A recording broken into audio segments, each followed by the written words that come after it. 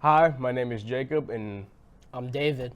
welcome back to Good Evening KU. So today looks a little bit different. Typically, I am in the studio, but today I am here with my host, David. So David, how you feeling about this week? We're about to go on Thanksgiving break. What are some of the things you got planned?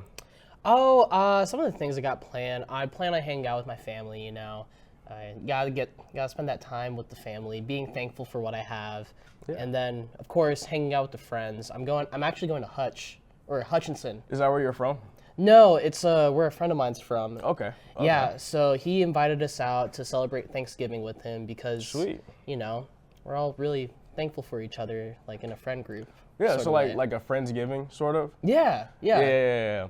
Me personally, I'm going home I live in Kansas City, so I only got like a 30-minute drive for home, but I'm super excited to go eat a lot of food. So what's like your favorite Thanksgiving food? What's like the perfect plate? Like the perfect Ooh, plate. the perfect plate. Okay, so listen, the turkey has got to be moist, and the best way to go about that's a fried turkey right there.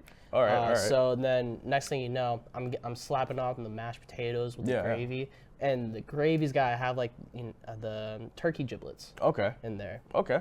and then you put on the stuffing, you add that in there, and yeah, that's my go-to plate. It's very interesting.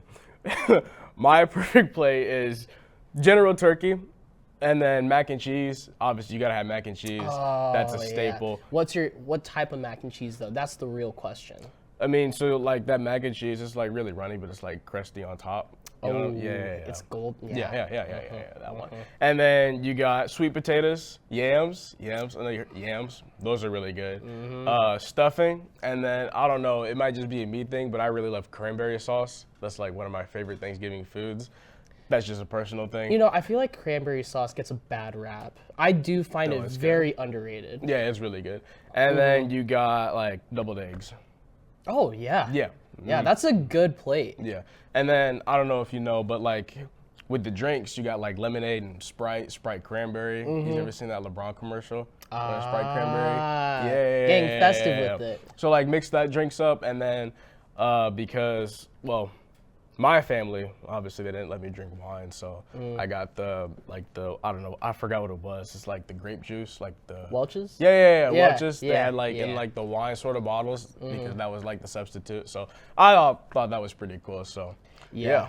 I haven't thought about not drinking Thanksgiving Day in like the last 2-3 years, just about. So I'm Yeah, 23 that's great. though, so That's great. That's yeah. great. But what typically Thanksgiving, I always watch football. Are you excited to watch football this year? Are you a big football guy or sports guy in general?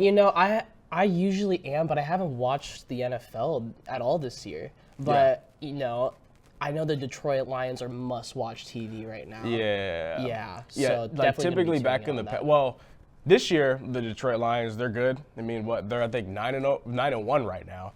So typically in the past, anytime you turn on the TV, the Lions, they'd be the noon game and they'd suck.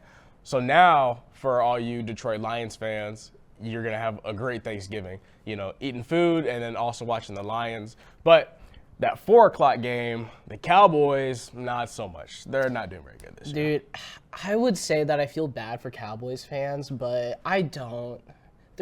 I don't. Yeah. We'll leave it at that. Yeah, just leave it at that. Yeah. So for all you Cowboys fans out there, I'm very sorry. This is not your year, but maybe next year. But before we get to the rest of the show, I personally have been working on a project all year, which I want to talk about, which is high school football. So as we just wrapped up the section round of the playoffs, we cover multiple games this week, but today we'll be focusing on 2, Shawnee Mission Northwest versus Blue Valley West. And Blue Valley Northwest taking on Gardner Edgerton. Heading over to Overland Park, where the final Shawnee Mission school left in the playoffs found themselves struggling early against Blue Valley West. Down 21-7 in the second quarter, Shawnee Mission West captured another touchdown to reduce the lead. Now, but then West responded with Tate Nagy throwing an amazing ball to Quinn Myers, one of the top receivers in the EKL, which means the Eastern Kansas League district. For those who don't know, it was 28-14 at half, which Blue Valley West ended up winning 35-20. My bad. Now, for my personal opinions on the game, the only way I felt Shawnee Mission had a chance was attacking Blue Valley's pass game, because in the game I saw before for them, they gave up about 400 yards in the air when they played Blue Valley High about a month ago. Yet, Blue Valley West offense is really good. Tate Nagy threw for 268 yards and 2 touchdowns, while also rushing for 66 and a rushing TD, all on 9 carries too. They have averaged 36 points per game this season, and this week they will be taking that out to Gardner, which is the winner over Blue Valley Northwest in a close game until it wasn't. Early in the fourth quarter, the Huskies tied the Trailblazers 23-23 with quarterback Nathan Baxter throwing a touchdown pass to Teddy Hale. Gardner then goes down and scores in the next drive, and then for the second week in a row, Gardner gets a gift from heaven as Northwest muffs a kick return recovered by Gardner, and at that point, the game was just over. Gardner marches down the field and scores again, and then they score again on their next drive after that, giving them a 44-29 win, and they will host Blue Valley West this Friday. Before I give a quick preview of that game, though, special props out to Northwest's senior quarterback, Nathan Baxter, as he was 23 of 33, 260 yards and 3 touchdowns. A loss is a tough way to end your senior season, but props to him for still playing hard until the end of that game. Now, for a quick preview of Sub-State, both of these teams can score a lot of points. Blue Valley West and Tate Nagy can pass the ball, and Gardner with high school's Jalen Milroe can run the ball. I am not going to make a prediction on this game, but I can tell you I expect a lot of points to be scored. The winner will go to State to face either Derby or Manhattan. Now, before we head to break, we have some breaking news on some KU housing off campus. With off-campus housing popular for KU students, 2 residents at the Landing and Cherry Hill properties offer a look inside their living spaces. These properties, among many others, give students varied experiences beyond campus, from community events to amenities. We knew people that lived here, and so when we were apartment shopping, we reached out to them and wanted to tour their place, and so we came here, we saw with it decorated and everything and lived in, and so we were like, oh, this is cute. The Landing is under renovation, bringing both upgrades and adjustments for residents. They're not raising the rates or anything, they're being very accommodating. It's not what I expected, it's just a little bit more chaotic, but not to say that we don't love it still. Cherry Hill, on the other hand, offers a quieter, smaller community close to campus. I love that there's so few people that live here, and so it's really quiet at all the times. People really respect the quiet hours. Space can be limited, but Cherry Hill provides a cozy and safe environment. It's so important to me to have a space where I feel like I can just completely relax in. We've made it a priority to absolutely decorate every inch of the place that we can. For students considering off-campus housing, both properties offer distinct benefits to fit different needs. Grace Johnson for Good Morning KU News. Welcome back, I'm Ella. And I'm Sarah. This is your Wednesday Good Evening KU News update. Today, the United States said its embassy in Kyiv, Ukraine closed after it received specific information of a potential significant air attack. A security alert was sent out recommending embassy employees take shelter in the case of an air alert. This is not the first time the embassy closed during the war, but Ukraine's attack on Russian territory with U.S. supplied weapons has raised the alarm of possible Russian retaliation. An embassy spokesperson said the closure was not related to Putin's updated nuclear doctrine. According to the doctrine, Moscow can justify a nuclear strike in response to an attack by a non-nuclear country if the nuclear country is supporting them. Republicans on the House Ethics Committee voted Wednesday against releasing a report on the panel's long-running investigation into President-elect Donald Trump's nominee for Attorney General, former Representative Matt Gaetz. The top Democrat on the panel said. Republican Susan Wild of Pennsylvania said the ethics panel, which is evenly split between the two parties, voted at a lengthy closed-door meeting, and no Republican joined Democrats who wanted to release the report. On Tuesday, the members of One Direction reunited in London for the funeral of former bandmate Liam Payne. Payne died last month after falling from a third-floor balcony at a hotel in Buenos Aires. A horse-drawn carriage transported his casket to St. Mary's Church, an 800-year-old church in Amersham. Zayn Malik, Harry Styles, Louis Tomlinson, and Niall Horan joined Payne's parents, girlfriend, and other friends and family for the service.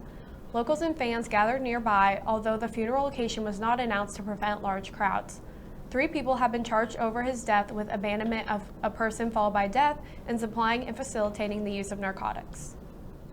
A major storm swept across the northwestern U.S., battering the region with strong winds and rain, causing widespread power outages, closing schools, and downing trees that killed at least 2 people. The Weather Prediction Center issued extensive rainfall risks through Friday, and hurricane-force wind warnings were in effect as the strongest atmospheric river that California and the Pacific Northwest has seen this season overwhelm the region. The storm system that hit starting Tuesday is considered a bomb cyclone, which occurs when a cyclone intensifies rapidly. In California, the Weather Service extended a flood watch into Saturday for areas north of San Francisco. Up to 16 inches of rain was forecasted in the southwestern Oregon through Friday, and more than 10 inches in northern California and down into the central coast. Dangerous flash flooding, rock slides, and debris flows were possible, officials warned. Donald Trump has appointed Matt Whitaker to serve as the U.S. ambassador to the North Atlantic Treaty Organization. The NATO post has been one of skepticism for Trump, who has previously complained about the alliance's values and spending. Whitaker was previously a U.S. attorney in Iowa and the former acting attorney general between November 2018 and February 2019. Trump said Whitaker will, quote, strengthen relationships with our NATO allies and stand firm in the face of threats to peace and stability, unquote. Given his background in law enforcement and not foreign policy, Whitaker as the U.S. ambassador to NATO is an unexpected choice. The Lady Jayhawks saw victory in basketball over North Alabama 81-64 on Sunday. Guards Elle Evans and Samaya Nichols were some of the key players who dominated this win. The team's high-scoring ability and balanced contributions from players such as Evan and Nichols will be crucial as they face the Iowa Hawkeyes next, who also have a perfect record. Kansas will look to keep their undefeated streak alive when they square off at 6 p.m. on Wednesday at Stanford Pentagon in Sioux Falls, South Dakota. That's it for news. For more in sports, here are Sam and Emma. Thanks, Sarah. The second Las Vegas Formula One Grand Prix is this weekend. Max Verstappen aims to repeat as winner. The Dutchman won the Brazilian Grand Prix 2 weeks ago and could clinch his 4th consecutive Drivers' Championship on the Strip. Second place Lando Norris, second place driver, can finish the season with a maximum point total of 417. That's just 24 more than Verstappen's current total, meaning Max just needs 25 points to win it, and a win in Vegas would give him exactly what he needs. The less decided trophy with 3 races left is the Constructors' Championship, which McLaren currently leads by 36 points and have not won since 1998. Race start in Vegas is midnight Central Time. The Kansas City Chiefs were handed their first loss of the season by Josh Allen and the Buffalo Bills on Sunday, losing 30-21. The Chiefs were clearly outplayed from the start by the Bills, who outgained them by more than 100 yards. They also only led twice the entire game, both times in the first half and both by just 1 point. The team's last loss dates back to Christmas of 2023, where they were defeated by the Los Angeles Raiders. The Chiefs will next take on Bryce Young and the Carolina Panthers this Sunday, who are currently 3-7 on the season, as they hope to prevent a losing streak from starting. The NBA's final undefeated team this season fell last night in Group Play of the NBA Cup. Jason Tatum's 33-point performance on 50% shooting was enough to hand the Cavs a 120-117 loss. Under new head coach Kenny Atkinson, Cleveland became the 4th team in NBA history to start 15-0. Last Friday night marked the highly anticipated boxing match between former heavyweight champion Mike Tyson and YouTuber turned boxer Jake Paul. The event, streamed on Netflix, was the most streamed global sporting event ever, with over 65 million concurrent streams and 108 million total live viewers tuning in for the matchup. During this event, Tyson and Paul entered the ring to face off in 8 rounds consisting of 2 minutes each. In the end, Paul was declared the winner by unanimous decision, after landing multiple clean shots in several rounds to give him the edge over Tyson with the judges. All 3 judges scored the fight in Paul's favor, 80-72, 79-73, and again 79-73. The 58 and 27-year-olds were first scheduled to meet in July, but the fight was postponed after Tyson had to receive medical attention for an ulcer flare-up back in May. Kansas men's basketball is less than a week from the Vegas showdown against number 12 Duke. KU improved to 5-0 last night after overcoming a sluggish start to dispatch UNC Wilmington 84-66. Hunter Dickinson picked up his 4th straight double-double, and Bill Self climbed to 800 career wins. Most notable was freshman Floyd Badunga tweaking his ankle midway through the first half. He returned to the bench as a spectator after hobbling off. Bill Self said today that he hopes Floyd will be back practicing by Friday and perhaps playing next week against Duke. It's their fifth scrap in November. Duke and Kansas coming up next week. The Jayhawk football team made history by defeating the number 6 ranked team in the country, BYU, on Saturday. The 4-6 Jayhawks successfully upended the Cougars' undefeated season in front of a crowd of over 60,000 in Provo, thanks to Jalen Daniels throwing 169 yards, as well as 2 touchdowns from Devin Neal. With this win, KU has now defeated ranked opponents in back-to-back weeks for the first time in school history, after they last beat number 17 Iowa State back on November 9th. The Jayhawks will return to Arrowhead Stadium for senior night this Saturday, where they will face number 18 Colorado for the first conference matchup since 2010 in KU's final home game of the season. And that's all we have for sports. After the break, Aiden has the weather.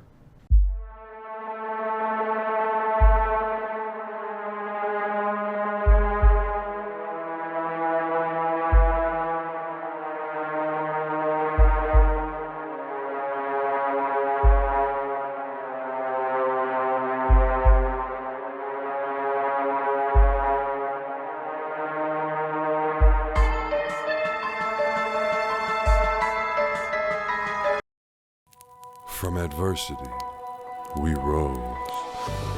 We made history and became pioneers, voyagers, champions, Jayhawks. And when our chant rises, haunting and hallowed, Jayhawks are telling the world what's near. Victory. Welcome back, Jayhawks. My name's Aiden Baugh. I'm bringing your weekly Wednesday update. It has been a windy day here in Lawrence, and coupled with that wind air, we have had a lot cooler temperatures in our area than the last few weeks, with a lot of drier air. Now, when you have dry air like this and high winds, we are in an area of elevated fire risk. So for all you potential arsonists outside, don't burn today, because the slightest spark from a power line, a lighter, or a cigarette, that will send up a huge blaze. We do not want that. Looking right now at our regional satellite, we are in what is called a ridge. Now, we have a trough all the way over here in southern Illinois and Indiana. Now, up here in Minnesota, that is where our high, our local high and ridge is. This is bringing much colder temperatures out east in our area, which is to blame for these clear skies we have right now. As we have very dry air, it is very difficult for clouds to find anything to start forming around, giving us a great sunset overlooking our capital in Topeka. Looking at our temperatures around our area, we're largely in our mid 40s, with temperatures in the around 46 in Topeka, 47 out in Kansas City, and 47 and 48 all around. Here in Lawrence, we are sitting at a cool 47 degrees. As the sun begins to sink, our wind speed is expected to dive down just a little bit here. Right now, we are sitting at winds coming out of the west at around 17 miles an hour with gusts in our low 30s. So it is still pretty brisk outside. Now, what I want to draw your attention to is this humidity. Now, we have very dry air here, so we have very low humidity. And when you have low humidity like this with high winds, our temperatures feel much colder than they are really. So that wind has packed a big bite today, with our wind chill sitting around 43 degrees. Looking at our hourly forecast moving into our nighttime, our temperatures are expected to go down into our upper 30s for the first time in a while. These winter temperatures are here to stay. Our winds are expected to calm down throughout the night. However, as we look ahead into tomorrow, they are expected to rise back up, not quite as fast as they were today, sitting around 15 miles an hour out of our northwest as they gradually shift. Now, northerly winds generally bring with them a lot cooler air, and that is we can see that here at with our temperatures still at 46. However, I want to draw your attention again to the wind chill. This air is continuing to dry out as this ridge moves eastwards, bringing with it much cooler temperatures. It's going to feel like it's in our upper 30s tomorrow. So for all you crazy people who are still wearing t-shirts and shorts, you are really going to be tested on that tomorrow. Looking ahead at our weekly forecast, we are expecting our temperatures to rise back up into our mid 50s to as maybe even 60 on Sunday. Looking at Saturdays specifically, as our Jayhawks take on the Colorado Buffaloes and Arrowhead, it is looking to be a great day for some college football. Now, in our last 2 days, we're going to be here in Lawrence before Thanksgiving break. Our temperatures are taking another dip into the 40s as we move into Thanksgiving break. That's all the time I have for you. Thank you so much for watching. We'll be back next week.